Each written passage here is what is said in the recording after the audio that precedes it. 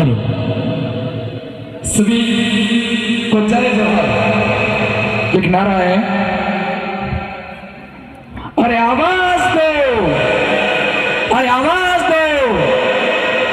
इस मैंने बोला आवाज दो, हम बोला एक है, एक हर चीज में रहना है, ना कि इस भीड़ के कारण। हर चीज में पढ़ाई वगैरह से विशेष इस पढ़ाई में ध्यान देना है, क्योंकि हम नारा के साथ में पढ़ाई का भी विशेष ध्यान देना है। पढ़ाई बिल्कुल है, अगर अपन पढ़ाई करेंगे तो हर चीज में वैसे भी अपन एक बन जाएंगे, इसलिए आप ध्यान रखें। और सभी माता बहने बुजुर्ग, मेरे छोटे बड़े भाई बहन, आप पधारे हमारे इस रिचर्ड गांव में।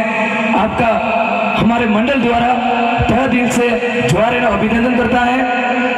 और थोड़ी धूप निकल गई है, बल्कि 3 दिन से कोई धूप नहीं थी, इसलिए आपकी थोड़ी व्यवस्था में थोड़ी हमको कमी दिख रही है। कोई बात नहीं है, लेकिन अगर पानी की व्यवस्था हमारे वॉलंटियर द्वारा की गई है, और पीछे भी एक टैंकर लगा हुआ है और आगे भी टैंकर है, ये नल की व्यवस्था है। आप प्यासे नहीं रहे, इस धूप के कारण ज्यादा प्यास लगे तो आप तुरंत वॉलंटियर द्वारा पानी मंगवा सकते हैं, नहीं तो आप अपने आप से पी ले रहे हैं। जय जवाहर, जय आदिवासी। आज के हमारे जो भी बड़े बड़े युवा और जो गुरुजन हैं हमारे को शिक्षा देंगे, उस शिक्षा के शब्दों पर आप विशेष गौर करें। अपन इतनी दूर दूर से रेलवे के रूप में आए हैं, तो विशेष इन शिक्षा के बारे में विशेष गौर करें, मैं यही कहना चाहता हूँ। और भी हमारे बड़े जो गुरुजन एवं बड़े भाई साहब के रूप में हैं, जो शिक्षा के और अन्य तरीका से ज्ञान देंगे, वह उस ज्ञान के द्वारा को लेना है। धन्यवाद, जय जोहार।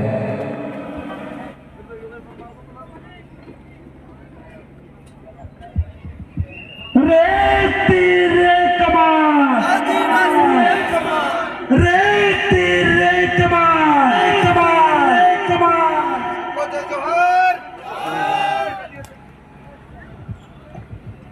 सबसे पहले मंच पर विराजमान मेरे महापुरुषों को नमन करते हुए मेरी वाणी को उत्पन्न करूंगा।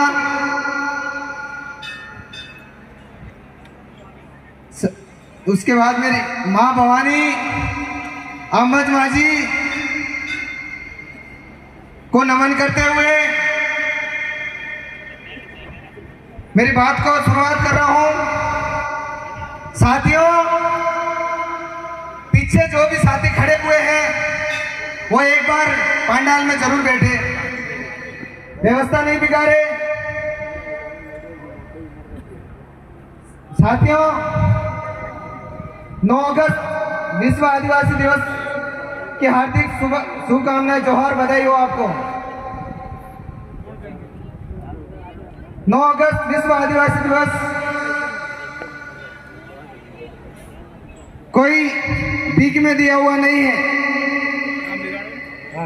ये अपने महापुरुषों के संघर्ष से दिया हुआ है, ना कि किसी राजनीतिक नेताओं ने हमें दिया है। तो साथियों,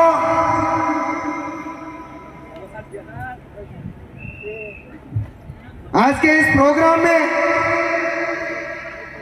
मेरे क्षेत्र के, मेरे बेल्ट के जो भी साथी यहाँ पे आए हुए हैं, उनको बहुत बहुत धन्यवाद। क्योंकि इस क्षेत्र में सबसे ज्यादा जो टाइगर रिजर्व एरिया घोषित हो रहा है, जो मेरे क्षेत्र का है, जो हमारे बेल्ट का है,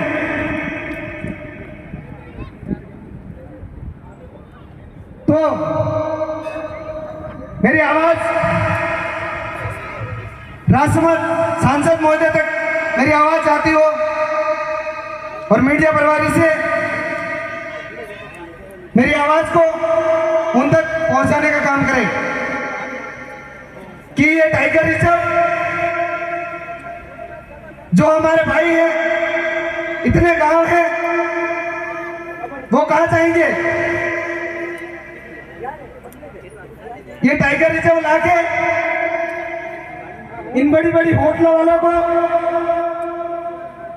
बड़ी बड़ी कंपनियों वालों को, जो सेंचुरी वाले हैं, उनको फायदा मिल रहा है और हमारे भाई स्थापित होंगे वहां से। कुंभलगढ़ विधायक महोदय जी कहते हैं कि कुंभलगढ़ में तो टाइगर लाएंगे। क्यों भाई? टाइगर को लाके आदिवासियों को कहां भगाओगे? आदिवासी भाई, तुम अपना घर छोड़ोगे क्या? कौन कौन अपना घर छोड़ना चाहता है? हाथ खड़ा करे एक बार। कौन कौन यहां से विस्थापित होना चाहता है? कोई नहीं। तो आप जिस दिन कुंभलगढ़ में हम आह्वान करेंगे, कुलकुलान करेंगे, जिस दिन सभी को लड़ाई लड़नी होगी। लड़ाई कैसे लड़नी है साथियों? लड़ाई कोई तलवार बंदूक से नहीं लड़नी है अपन को। संवैधानिक तरीके से संविधान के दायरे में रह के इन लड़ाई को लड़नी पड़ेगी। कहते हैं कि गोरे अंग्रेज तो यहां से चले गए, पीछे जो है काले अंग्रेज, उनको यहाँ पे छोड़ के गए हैं। वो धीरे धीरे धीरे धीरे आदिवासियों को यहां से खत्म करने का सोच रहे हैं। कहीं तो टाइगर रिजर्व लाते हैं, कहीं गोकुंदा बेल्ट में जो कोटड़ा डैम है, कोटड़ा डैम में भी आदिवासी कम से कम कई हजारों आदिवासी वहां से स्थापित हो रहे हैं। जो टीआईडी मंत्री है बाबूलाल जी खराड़ी, वो वहां से उनको खदेड़ना चाहते हैं।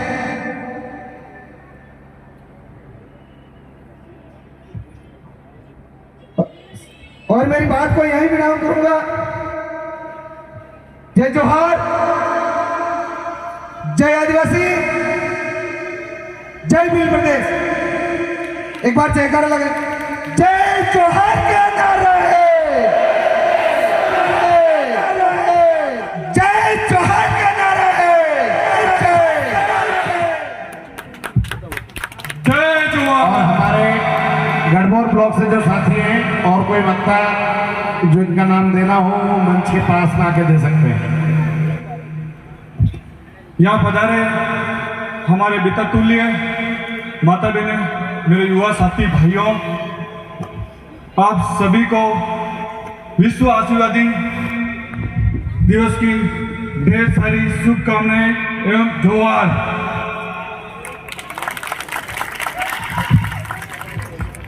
साथियों, मैं काफी टाइम से डॉक्टर साहब का साथ खड़ा हूं। जब आवाज देंगे तब आप सभी को, जब डॉक्टर साहब आह्वान करेंगे, जब आप सभी को जब लड़ाई लड़ने के लिए आपको डॉक्टर साहब का साथ देना होगा। आप सभी के आजू बाजू घरों के पास पे जितने भी और बाकी लोग हैं, अभी समझो 20% भी नहीं आए, अभी बहुत सारे बाकी हैं, उन सभी को समझाओ। घर घर जाके माता बहनों को, बुजुर्गों को, भाइयों को, सभी को समझा के लाओ कि भाई हम हक की लड़ाई लड़ रहे हैं। ये बड़े बड़े जो नेता बैठे हैं वो सब आपको नोच के खा जाएंगे। अभी दिल्ली सरकार, जो बीजेपी सरकार है, वो आपके लिए आदेश निकाला है सुप्रीम कोर्ट से कि जितनी भी सरकारी जमीनें हैं, सारे का भूमि जिला नाम जमीनें पड़ा, जितनी भी जमीनें हैं उनको खाली कराने वाले हैं। आप होश में आ जाना, सीरियसली कह रहा हूं। आप गूगल कर लो, देख लो, आप चेक कर लो एक बार। वो सारी जमीनें खाली कराने की प्रोसेस बना चुके हैं। अपने पास कोई हजारों बीघा जमीन नहीं है, छोटी मोटी जमीनें हैं। वो भी अगर अपन को खाली करवा देंगे तो अपन जाएंगे कहाँ? ये इनके बाप का देश नहीं है, हमारा बाप का देश है। आप अगर नहीं समझोगे तो और बता रहा हूं, मैं फिरोज सिंह परमार नाम है, गांव जड़पा रहता हूं और मेरा किसान राजपूत समाज से बिलोंग करता हूं। और उन समाज में जितनी भी आपके जान पहचान है उन सभी को समझाने की कोशिश करो, क्योंकि हर गली मोहल्ले में तो मैं भी नहीं जा सकता। कोशिश जारी है मेरी, मगर उनको समझाओ कि जब ओबीसी वर्ग और SC/ST वर्ग जब एक हो गए तो समझो कि सरपंच से लगाकर दिल्ली में सांसद तक की कुर्सी अपनी होगी, तब जाके कलम हाथ में आएगी, पावर हाथ में आएगा, तब अपन हक अधिकारों की लड़ाई लड़नी पड़ेगी और लड़ के जीत पाएंगे, बाकी नहीं जीत पाएंगे।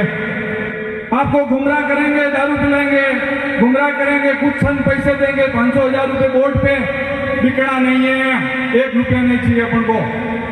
आप अगर हक अधिकारों की लड़ाई लड़नी है तो आपको निस्वार्थ भाव से डॉक्टर साहब का साथ देना होगा, तब जाके अपन यहाँ पे अपनी सरकार बना पाएंगे। हेलो। और टाइगर रिजर्व की बात करें, विधायक साहब सुरेंद्र सिंह जी राठौड़ साहब ने अभी कुछ भाषण में मैंने देखा था कि टाइगर लाएंगे। अरे भाई, टाइगर लाएंगे तो हम कहाँ जाएंगे? टाइगर रिजर्व ऐसा नहीं हो सकता भाई। बढ़ाओ गुलाबबाग जो सज्जनगढ़ बना हुआ है, ऐसा स्थित बना लो, ठीक बात है, पिंजरे में रख लो, जानवरों को। बाकी हम लोग घर खाली करने का काम ये सरकार करवा रही है। भूल के इनको 1 वोट नहीं देना है, अगर दे दिया तो अपने वोट अपने सर पे जूता मारने का काम करोगे आप।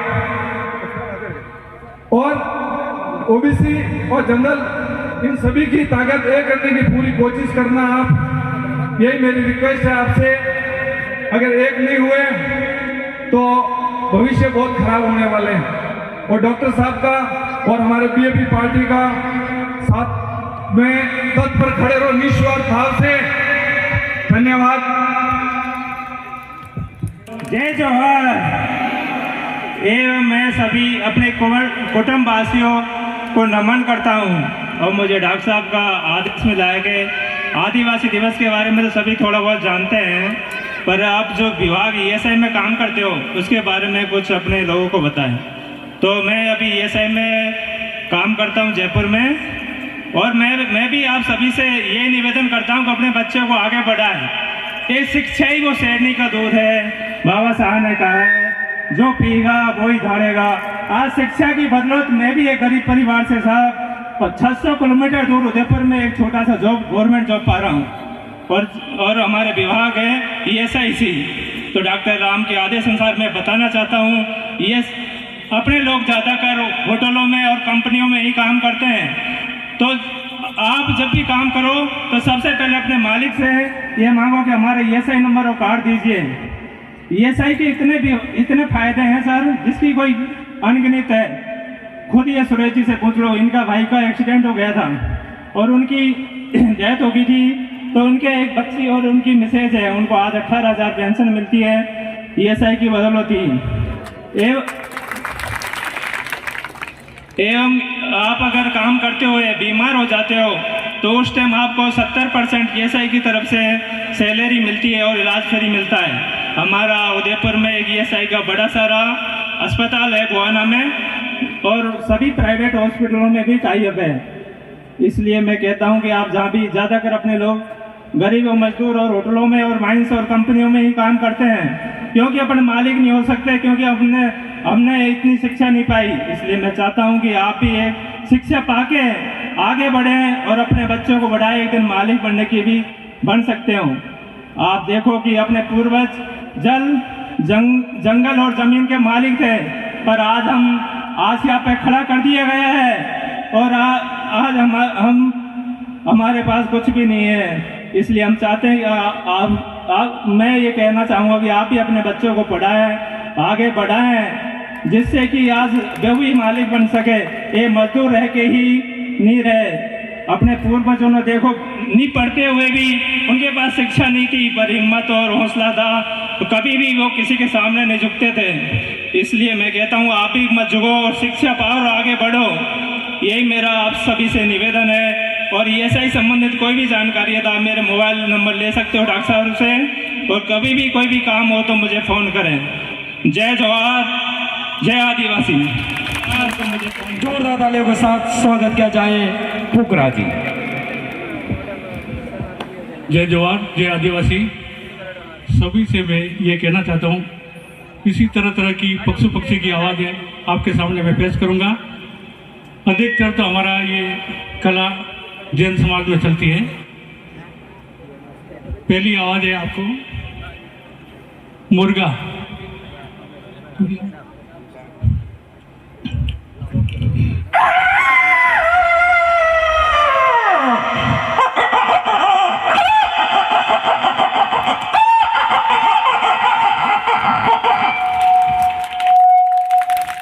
दूसरी आवाज है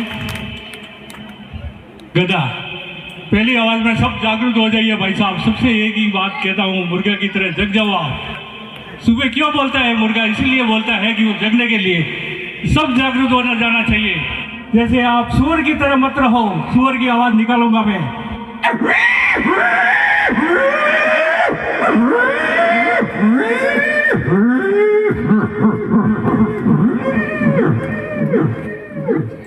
तीसरी आवाज है गधा। गधे की तरह बहुत सारे नाराज हो जाएंगे, मैं नशे के बारे में बोलूंगा।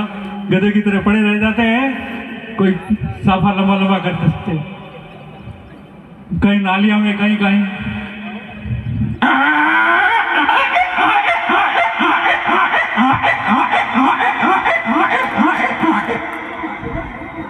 चौथी आवाज है कुत्ता।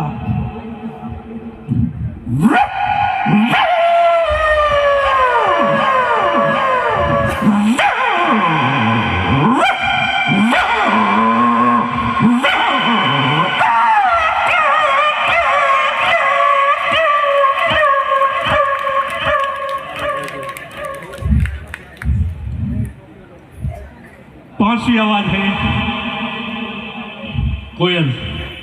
कोयल की तरह अरे वो आप सभी को बोलता हूँ मैं।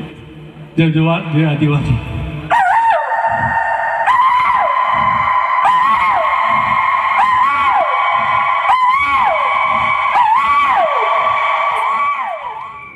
मैं गुम्बलगढ़ क्षेत्र में पिछली बार भी आई थी, लेकिन संख्या बहुत कम थी। लेकिन आज बहुत अच्छा लग रहा है कि हमारे आदिवासी, जिसमें महिला, पुरुष, बच्चे, बड़े बूढ़े, वक्ता और इतनी क्रांति के साथ अपनी बात रख रहे हैं, तो मैं कुछ नारे बोलूँगी।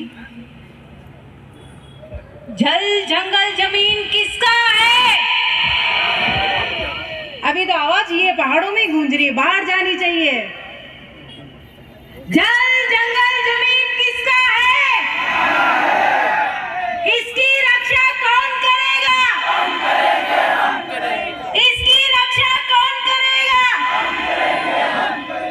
मुझे बोलने का मौका दिया और मैं बहुत ही हर्षोल्लास के साथ में कालीबाई, बिरसा मुंडा, डांडिया मामा, जो भी हमारे महामानव है, उनको मैं पढ़ती हूँ और उनकी जीवन की कहानियों के, उनके नक्शे कदम पे चलने का प्रयास करती हूँ। तो मैं आप सभी से गुजारिश करती हूँ कि आप सभी भी अपनी शिक्षा का स्तर बढ़ाएं, ज्ञान बढ़ाएं और आगे अपने जल जंगल जमीन के लिए लड़े, क्योंकि हमारे महामानव भी इसी तरह लड़े थे। उस समय उनके पास शिक्षा नहीं थी, लेकिन एकता थी। तो इस एकता को बरकरार रखें। धन्यवाद, शुक्रिया।